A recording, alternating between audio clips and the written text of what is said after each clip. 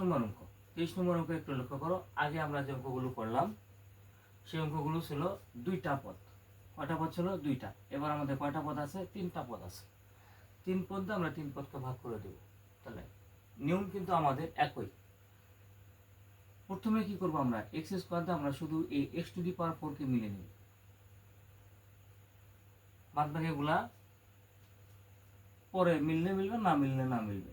তাহলে আমরা এই এক্স স্কোয়ার দিয়ে কি করবো? এক্স টু দি পাওয়ার 4 কে মিলিয়ে নেব। তাহলে এখন লক্ষ্য করো, এই এক্স স্কোয়ারের সাথে কত গুণ করলে এক্স টু দি পাওয়ার 4 হবে? তাহলে আমরা জানি এক্স স্কোয়ারের সাথে যদি আমরা একটা এক্স স্কোয়ার গুণ করে দিই তাহলে কত হবে? X to the power 4। অর্থাৎ এ এক্স স্কোয়ার আর এক্স স্কোয়ার গুণ করলে কত হবে? X to the power 4। এখানে মাইনাস, এখানে প্লাস, তাহলে আমরা জানি প্লাস মাইনাসে মাইনাস। এক্স স্কোয়ার আর এ এক্স যদি আমরা গুণ করে দিই তাহলে কত হবে? X cube. এখানে মাইনাস, সরি এখানে প্লাস, এখানেও প্লাস, তাহলে প্লাস প্লাসে প্লাস। 1 আর এক্স স্কোয়ার গুণ করলে কত হবে? X square. তাহলে অবশ্যই এটা মাইনাস চিহ্ন হবে, এখানে প্লাস চিহ্ন হবে, এখানে মাইনাস চিহ্ন হবে। তাহলে X to the power 4 X to the power 4 কেটে দাও। তাহলে আমাদের এখানে কি থাকবে?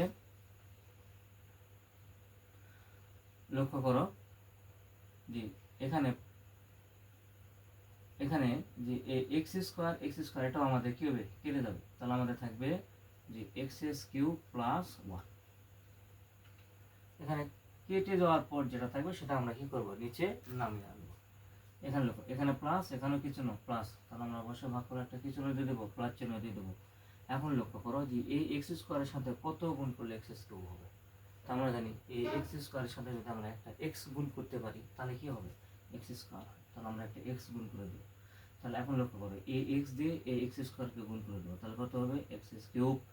এ এক্স দিয়ে মাইনাস এক্সকে গুণ করে দেবো, তাহলে মাইনাস এক্স স্কোয়ার।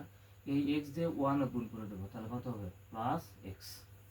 তাহলে এখানে মাইনাস, এখানে প্লাস, এখানেও মাইনাস। তাহলে এটা কি হবে? কেটে যাবে। তাহলে আমাদের থাকবে কি এখানে যে এক্স স্কোয়ার, এটা কিন্তু plus x square, plus x square, এটা কিন্তু মাইনাস এক্স প্লাস 1। এখন লক্ষ্য করো যে এখানেও লক্ষ্য করো, এখানেও কি আছে? এক্স স্কোয়ার, এখানেও এক্স স্কোয়ার। তার আগে লক্ষ্য করো, এখানেও প্লাস, এখানেও প্লাস। তাহলে আমরা এখানে কি চিহ্ন দেবো? একটা প্লাস চিহ্ন দিয়ে দেবো। এই এক্স স্কোয়ারের সাথে কত গুণ করলে এক্স স্কোয়ার হবে? তাহলে আমরা জানি এটাও যা, এটাও তাই, এটাও এক্স স্কোয়ার, এটাও এক্স স্কোয়ার। অর্থাৎ এই এক্স স্কোয়ারের সাথে যদি আমরা একটা 1 গুণ করে দিই তাহলে কি হবে? এক্স স্কোয়ার পেয়ে যাবো। তাহলে আমরা 1 আর এক্স স্কোয়ার গুণ করে দিলে কত হবে? X square. এ 1 আর এ মাইনাস এক্স গুণ করলে কত হবে? Minus x.